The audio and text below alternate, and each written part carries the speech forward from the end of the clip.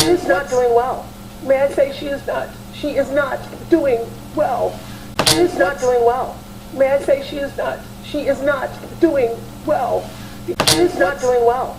May I say she is not? She is not doing well. Because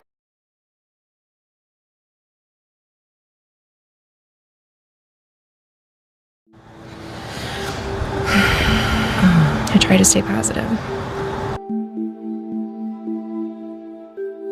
We fell behind on the rent and we were evicted. But when we became homeless, it was my husband and I, 5 kids, 1, 5, 7, 9, 14, and then we have the dog. So we lived in our minivan for close 7 or 8 days. No matter how tired I was, I could not sleep because it wasn't safe. It was dangerous. I think the hardest thing was the baby, trying to keep her calm.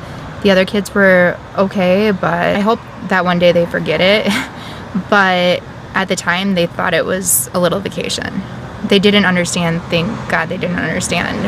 And they still don't really understand. They still think it's a vacation.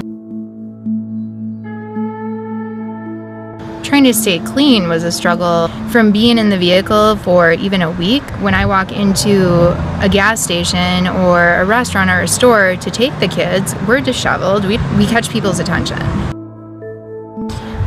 During that time, that emergency shelter services paid for 1 week in the hotel. We were still considered homeless, and we were told that if we were to find housing during that week, that we would get help with rent and security and with housing. That didn't happen. They weren't able to find anything for us. We weren't able to find anything on our own, and we've been in the hotel ever since. But it's hard. There's no privacy. There's just not any space. Now it hurts us too because everywhere we apply, we're being told no, we're being turned away because of our credit. The shelters just don't have any space, and we have yet to find a shelter that has room for our family. There's no family shelter availability.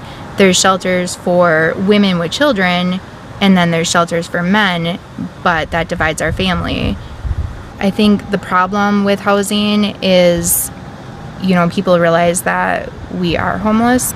We have to put the hotel for our current address, and it makes me feel helpless and hopeless all over again every time I have to go into the hotel and tell them I don't have enough to pay and think that we may be back in a vehicle again. The first week that we were in the hotel that was paid for by emergency shelter services, we were still considered homeless, so that gave us a lot more help. But now, even that we're in the hotel, it's just we live there. The other thing that has kept us from housing is needing birth certificates for all the kids, which we lost in our eviction. We've lost our spot on waiting lists for housing because I didn't have birth certificates.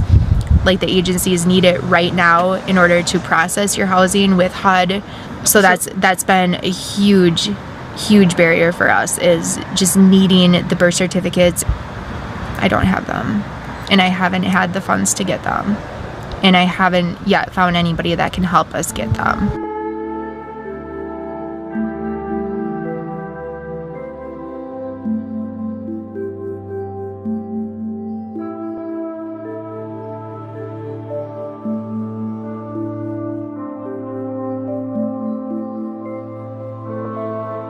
I try so hard to keep just some sort of routine, which is almost impossible, and just try to keep positive.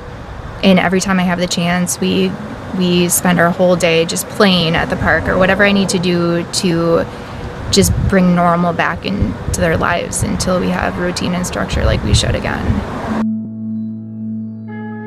We've already hit rock bottom. We've been as low as we can be, and really all we can do is build at this point.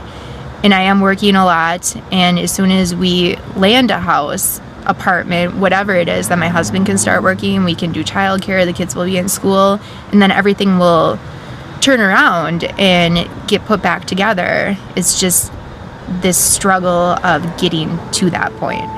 She is not doing well. May I say she is not? She is not doing well. She is not doing well. May I say she is not? She is not doing well. She is not doing well. May I say she is not? She is not doing well.